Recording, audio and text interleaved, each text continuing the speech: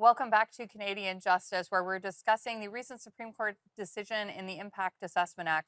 Now, Gerard, the federal government, I think it was the Minister of Environment, responded to the Supreme Court decision declaring this legislation unconstitutional by saying that all is required are some minor surgical, what he called surgical changes to the legislation. Now, based on this conversation and from my reading, I mean, this was a pretty major blow to the legislation because the core components of it were really found to be unconstitutional. So what's next for the government? I mean, they say it can be surgical. Can it be? Yes and no. Yes, in the sense that from a textual perspective, there's not that much that would have to change.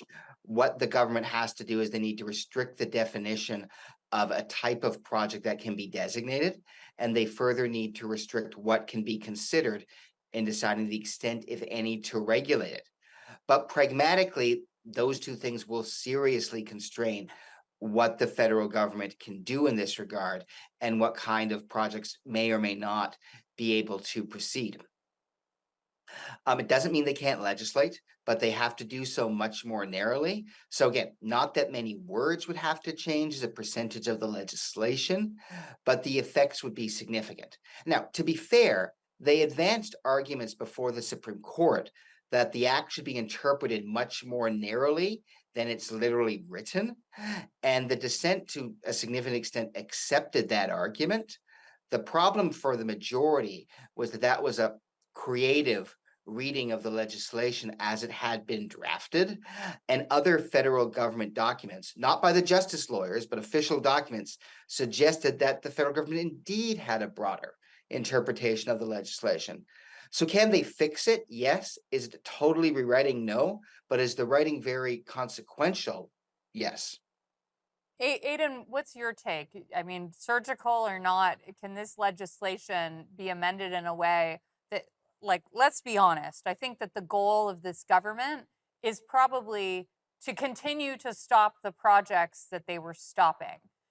Do you think that they'll be able to achieve that with the changes that we expect might be seen to this legislation?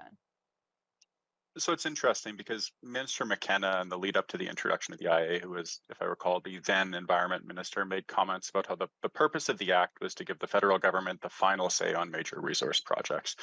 And that's sort I of what you're mean, speaking to today. My view is that it will be very difficult to rewrite this legislation in a way that continues to give the federal government that kind of power.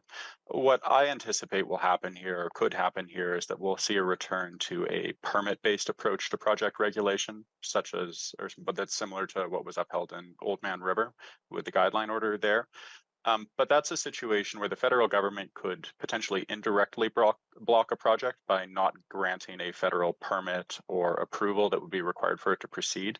But that starts from federal legislation and then applies it to a project rather than starting from a project list and trying to figure out if there's federal powers that apply to those projects. So they're conceptually very different approaches to project regulation. so George, I think a lot of people look at this case and they see it as a maybe case about regulation and the environment and growth versus the environment, or natural resource development versus the environment. But at its core, this is a case about the division of powers. And when people hear that, they might think, oh, federalism, why should I care about that? That sounds boring. But I think it's a really important principle. What do you want to say to people about how the federal structure can be a way of preserving rights and limiting government? We've only got about 30 seconds. Well, Canada is an enormously diverse country, not just demographically, but also geographically and culturally.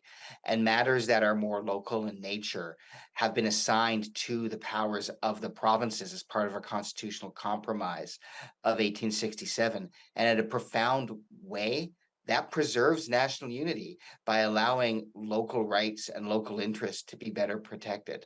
So it indeed is a way that protects provincial rights and the rights of local communities and provinces to govern unless there truly is a matter of national interest. Gerard Kennedy, Aidan Paul, thank you so much for joining me today. My pleasure. Thanks for having me.